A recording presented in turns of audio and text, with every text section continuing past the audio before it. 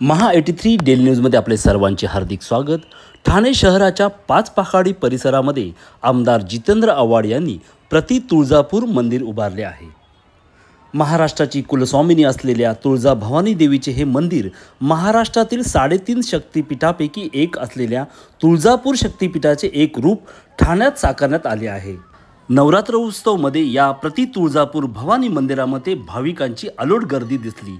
या मंदिरामध्ये नवरात्र उत्सव कसा साजरा केला जातो याची माहिती येथील मुख्य पुजारी यांनी आपणास दिली।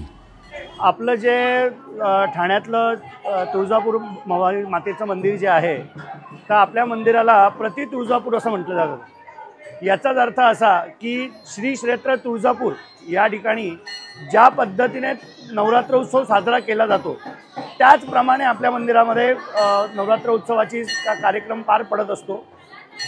अश्विन शुद्ध प्रतिपदा म्हणजे नवरात्रीचा जो पहिला दिवस आहे या दिवशी दुपारी 12 वाजता आपण या ठिकाणी घटस्थापना केली आणि त्यानंतर रोज सकाळी ब्रह्ममुहूर्तावरती देवीची महापूजा आणि अलंकार महापूजा होत असते।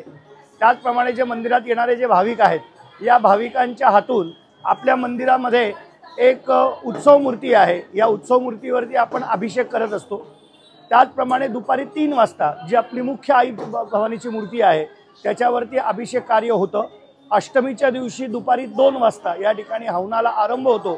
संध्याकाळी 7 वाजता या ठिकाणी कार्याची पूर्णाहुती होते आणि विजयादशमीच्या दिवशी या ठिकाणी बलिदानाचं कार्य दिलं जातं आणि बलिदानाचं कार्य करून सीमोल्लंघन होतं आणि रात्रीच्या प्रहरामध्ये या ठिकाणी भव्य प्रमाणामध्ये कुंकुमार्चन करून कार्यक्रमाची सांगता होत असते।